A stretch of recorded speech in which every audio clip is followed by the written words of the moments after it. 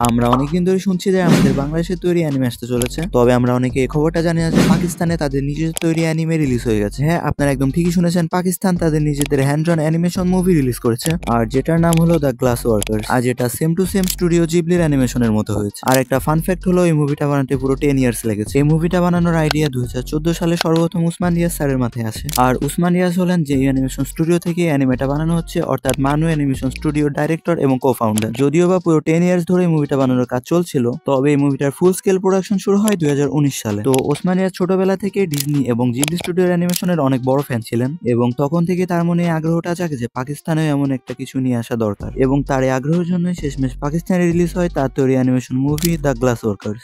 আর এদিকে আমরা এখনো সাইটামা ভার্সেস গোজোতেই পড়ে আছি। তো সর্বপ্রথম ওসমান রিয়াজ স্যারকে অনেক অনেক কংগ্রাচুলেশন যে তিনি অ্যানিমেশনের মতো একটা জিনিসকে এত বড় স্কেলে এনেছেন, এবং ড্যাম রেসপেক্ট টু হিম যে তিনি 2014 থেকে এতগুলো বাধা ফেস করেও তিনি অ্যানিমেশনের পেছনে লেগেছিলেন, এবং পুরো 10 বছর কাজ করার পর শেষমেশ 2024 সালে ফাইনালি তিনি এই অ্যানিমেশনটা রিলিজ করেন, যেখানে 2020 সালের আগে অ্যানিমেকে কেউ ঠিক মতো চিনতই না। অ্যানিমেশনের কথা উঠলে মানুষ শুধু কার্টুন মনে করতো। অ্যানিমেশন নিয়ে ক্যারিয়ার করা তখন একেবারে ইম্পসিবল ছিল, এবং সেখানে 2014 সাল থেকে 2024 সাল পর্যন্ত একটা অ্যানিমেশনের উপর লেগে থাকা অনেক বড় একটা ব্যাপার। বাই দ্য ওয়ে, এই মুভিতে রিলিজ হয় 26 July 2024-এ, and after watching the movie I was really shocked. এটা ছিল পাকিস্তানের প্রথম হ্যান্ড ড্রন অ্যানিমেশন মুভি, এবং প্রথম অ্যানিমেশন মুভি হওয়া সত্ত্বেও এটা যে ভিজুয়াল ছিল সেটা একেবারে নেক্সট লেভেলের। তো এই মুভিতে আমাদের দুইটা মেইন ক্যারেক্টারকে দেখানো হয়, যারা দুইজন আলাদা আলাদা ব্যাকগ্রাউন্ড থেকে বিলং করে। তো মেল ক্যারেক্টারটা হলো ভিনসেন্ট, যে কিনা তার বাবার সাথে গ্লাস ওয়ার্কারের কাজ করে থাকে, এবং ফিমেল ক্যারেক্টারটার নাম হলো অ্যালিস, যে কিনা একজন কলোনেলের মেয়ে, এবং সে ভায়োলেন্ট প্লে করতে অনেক বেশি পছন্দ করে। এবং স্টোরিটা যখন আস্তে আস্তে আগে বাড়তে থাকে, তখন তারা দুজন আলাদা ব্যাকগ্রাউন্ড থেকে হওয়া সত্ত্বেও তাদের মধ্যে ভালো বন্ধুত্ব হয়ে যায়। এক সময় গিয়ে তাদের কান্ট্রিতে ভয়ানক একটি ওয়ার শুরু হয়ে যায়। একটি ওয়ারের ফলে কতটুকু নেগেটিভ ইম্প্যাক্ট করতে পারে একটি কান্ট্রির উপর, সেটা এই মুভিতে দেখানো হয়েছে।